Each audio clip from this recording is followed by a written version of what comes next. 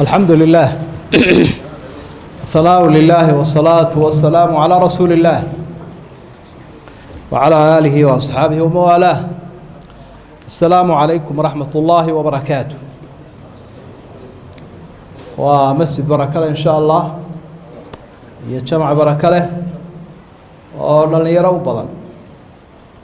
انت وضياشين اللي يسكان لن يردهم بكبيرية dadku marka ay dhalinyareen haday dhageystaan wacdigiya waalada waa bushara saara bushara wanaagsan weeye Allah inoo aqbalo. masjidku runtii waa isbedelay waasacna uu noqday waana qurux batay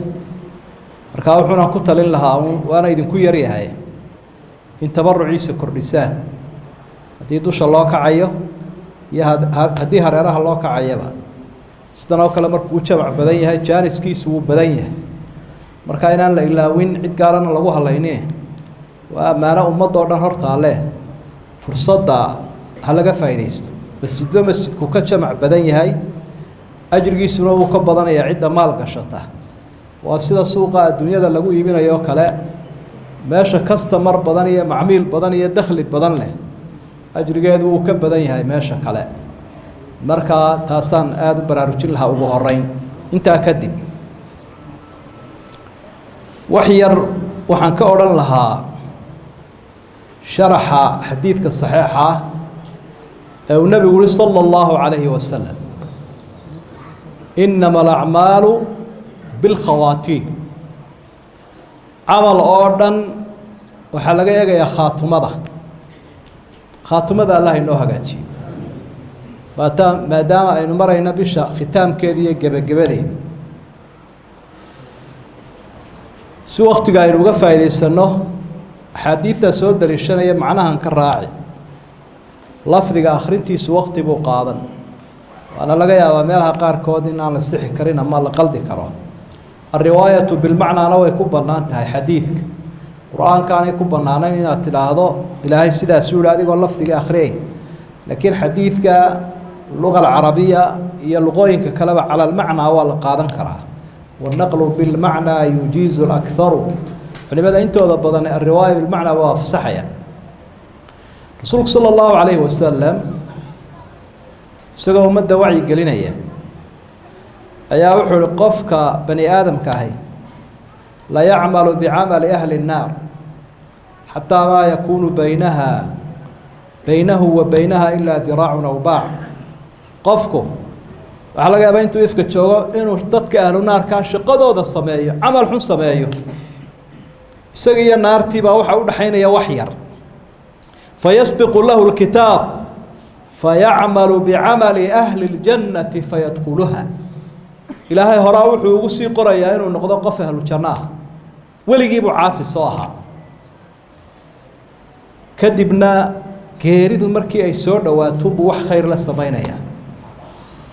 فيدخلها مركز الجنة ذي قلعها تصالح رسولك صلى الله عليه وسلم استقال دقال بلابة يا وير ركلا بحية يا نبي يمي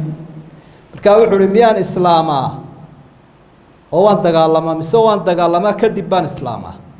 marka rasuulku wuxuu sallallahu alayhi wasallam islaam kadibna dagaalam fa aslama wa qatala hatta istushhid intu ashahaatay buu horay ka bilaabay dagaalkii waa u shahiidayba waligiina gaalbu soo ahaa in yarun buu ashahaadada kadib rasaasta ridayo waa shahiiday maqaalad xikmad badan buu nabigu alayhi salaatu wasalaam amila qalilan وأجر كثيرا إن كاس إن يربو شقي وحوينا إلى هاي وسي ده أنتوا إسلام كاه أنت عيرو دجالمي أي عمل كيسوها شهيد دو نقض درجة دو سريسا فيسبق له كتاب كأهري تا عكس جد ورسول الله صلى الله عليه وسلم إن الرجل لا يعمل بعمل أهل الجنة حتى ما يكون بينها وبينه إلا غير ذراع أو ذراعين. قفك أهل الجنة عمل كيسو وضيا خير بو وضيا مركو الجنة إن يرتره فيسبق له الكتاب وحاول رمر قرال كي أهل النار نبضه فيعمل بعمل أهل النار فيدخلها ونعوذ بالله من ذلك كل كاسنبو كركار كويدارنيا markuu in yar gaaridiisa soo dhawaato buu looxtuu noqonaya janna kabood buu noqonaya aka dabadiisa ka noqday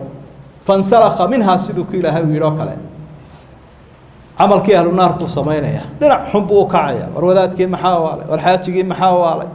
meel uu maray lama arkay gaaladu basaas u noqonaya haduu doono muslimku laynaya balaayo baas buu ka caya kifa yasbiqu lahu alkitab sidaas uu dabeetana naar ku mutaysanaya tusaale rasuulku sallallahu alayhi wasallam isagoo jihaadka ku jira ayaa ragii dagaalamaya asxaabta waxa kamid ahaa nin dagaalyahana oo dagaalka dhaxdiisa aad isu laba rogaya mid walo gaalo la kari waayba uu seexiyaa dabeetana asxaabtu way hambaliyeen waxay yiraahdeen ninkaas khayr buu shaqaystay wala ninkaas maanta kaali buuxis waxay uga marxaati kacaan inuu nin wanaagsan yahay rasuulku sallallahu alayhi wasallam wuxuu ahlu naar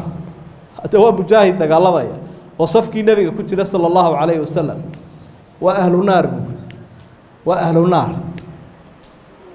asxaabti kamida baa wuxuu waan dabagalay haduu ordo waan ordaa haduu istaago waan istaagaa